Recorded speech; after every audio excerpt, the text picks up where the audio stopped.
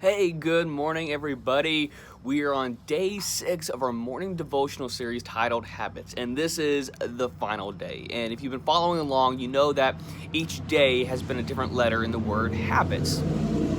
And so today, the last letter is the letter S, and it stands for small wins. And so today, we're going to talk about what it means to have small wins, because ultimately, when it comes to habits, when it comes to creating good, healthy habits in our lives, we think it has to be like this huge destination. Like, we think of habits as like, okay, if I can just be healthier, if I can just be a gym member, then I can do life better. I can be healthier. And that's not the case. Just because you have a gym membership card doesn't mean that you have a better healthy habit. It just means you have a gym membership card. But a healthy habit means just waking up at 5 o'clock in the morning or 6 o'clock or whenever that time is for you, and actually physically going to the gym and doing that on a consistent basis. A way that Pastor Craig Rochelle says in the devotional is, it's kind of like dominoes, is eventually if you can create small good habits, it will lead to bigger, better habits.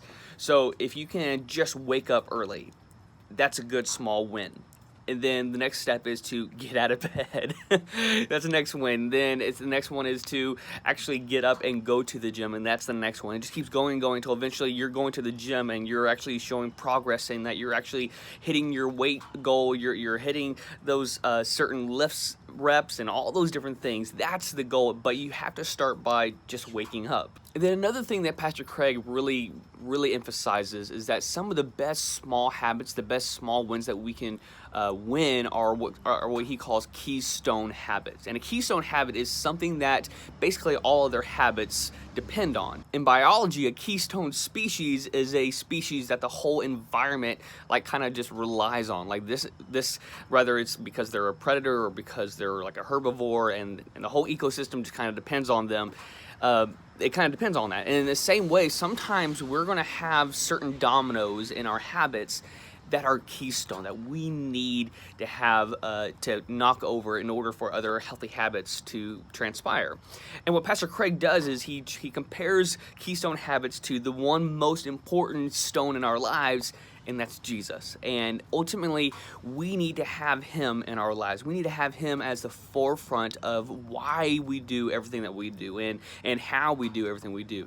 Because at the end of the day, if we don't have Jesus at the center and as the stone for everything that we do, then everything kind of loses its purpose and everything kind of loses its meaning, because ultimately Jesus is life and he gives us life. And if we don't put him at the center of our life, then everything else we're doing, we're just doing because we're doing. And Pastor Craig gave a short list of actually really important keystone habits to possibly try. And I'm going to just read them off because I think they're great. Number 1, wake up early enough to start your day with Jesus. It's simple. It's simple, not always easy, but it's a good, simple habit to start.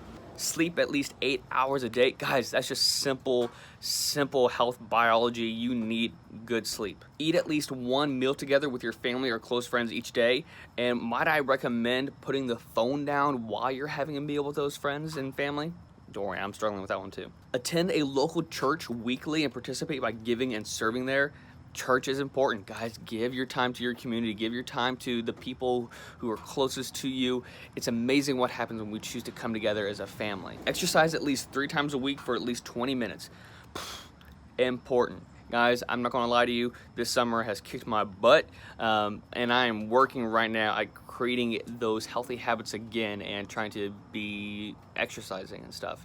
But it requires you actually taking that step, just like me. The last one that Pastor Craig mentions is to declare truths over yourself daily. And that just essentially means to speak life and to speak truth. Philippians 4:8, speak all the good things over yourself, the things that God has said about you. Declare those things for yourself every single day. And guys, I've really enjoyed this devotional series, and thank you to all the leaders who have participated and given their wisdom and their insight. And guys, I'm really hoping and praying that we can, this new year, and as crazy and as wild as 2020 has been, I'm really hoping and praying that we have that we can take this opportunity to create new healthy habits, and that we can create habits that revolve around Jesus and allow him to be the source of all of what we do and why we do it. And I believe when we put him as at the center and we put him as our focus, we will begin to not just love ourselves better, but to love others better and to do more for our lives and for the lives of the people around us. And so, guys, that's it. Thank you so much for joining in. I hope you received a good word. I hope you guys received some encouragement today. I hope you have a fantastic rest of your day and fantastic rest of your week. I love you guys. Bye.